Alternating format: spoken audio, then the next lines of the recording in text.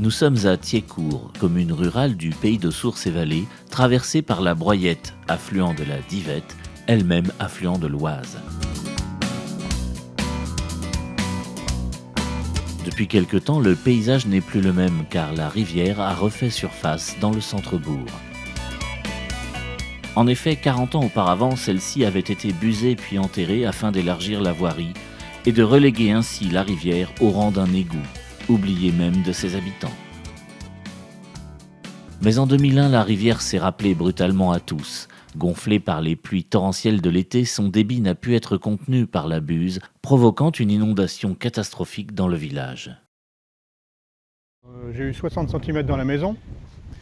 Sur la route ici, il y a eu environ 1 mètre.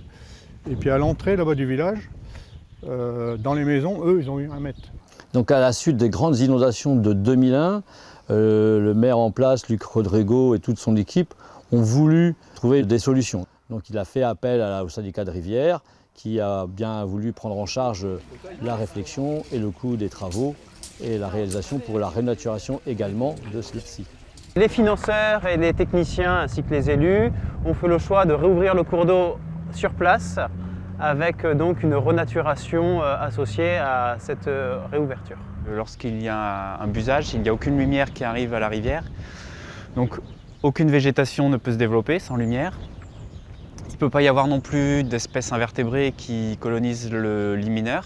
Le busage va entraîner également une rupture de la continuité écologique. Donc on avait 2 secteurs complètement indépendants l'un de l'autre, l'amont de Thiécourt et l'aval. Le chantier s'est accompagné d'aménagements de la voirie et des réseaux existants, ainsi que des accès aux propriétés riveraines du cours d'eau. Avec la réouverture de la Broyette, les acteurs locaux ont fait le choix d'un dispositif qui positionne l'eau non plus comme un simple facteur de risque, mais comme un facteur de développement durable, avec notamment le rétablissement de cette fameuse continuité écologique, permettant la libre circulation des sédiments et de la population piscicole au sein du cours d'eau, recréant ainsi un véritable écosystème.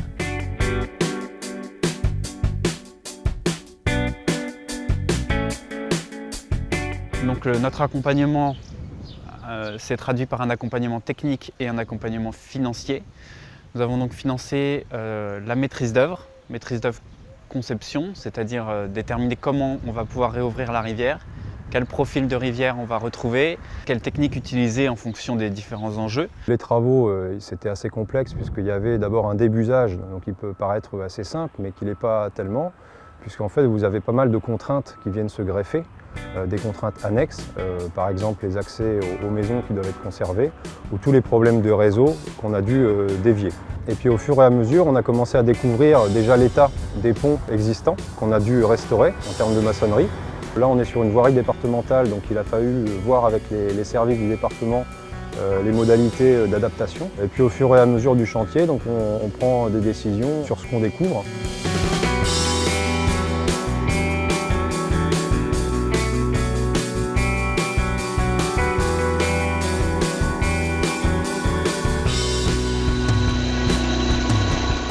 Ce chantier a été fort conséquent, avec un dévoiement des réseaux, du réseau électrique, du réseau télécom, du réseau d'eau potable, des travaux qui se font en partie sur domaine privé, en partie sur domaine public. Les riverains notamment ont été surpris de l'ampleur des travaux et puis lors de l'apparition des berges, des passerelles, de la végétation qui a été mise en place, les habitants ont compris l'intérêt de la chose.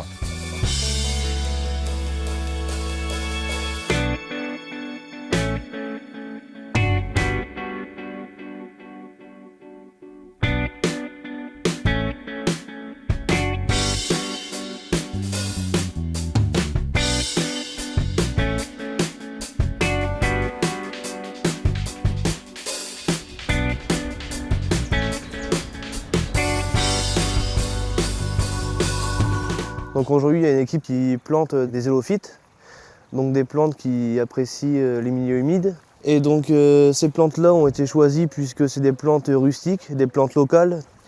Nous avons choisi des espèces comme le jonc, le carex et différentes espèces de ce genre, donc qui demandent peu d'entretien.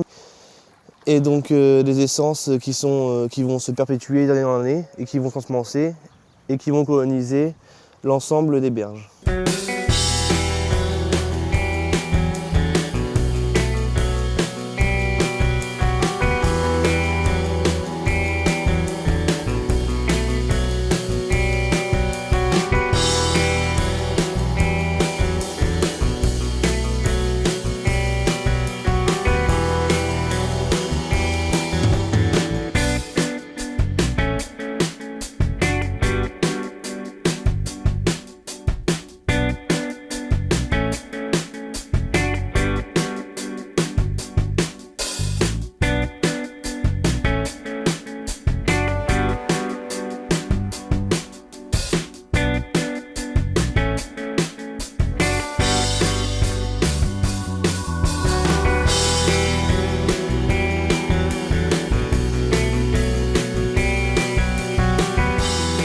L'ensemble du projet s'élève à environ 700 000 € hors taxes. L'agence de l'eau Seine-Normandie est intervenue aux alentours de 50% du projet. Le reste du projet a été pris en charge en grande partie par des fonds européens via le programme LEADER et le reliquat par le maître d'ouvrage qui est donc le syndicat intercommunal d'aménagement et d'entretien de la Divette et la commune de Giécourt. Il y a plusieurs exemples sur le territoire du pays de Sources-et-Vallées.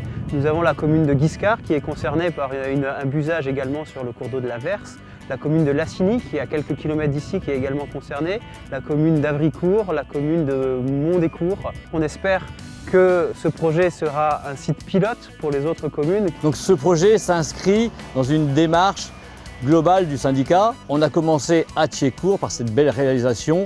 On va poursuivre dans d'autres territoires qui sont sur le bassin de la rivière la Divette. Ma plus grande satisfaction, c'est que la rivière soit réouverte actuellement. On a réussi à concilier tous les enjeux et les retours que l'on a jusqu'à présent sont des retours très positifs sur ces travaux.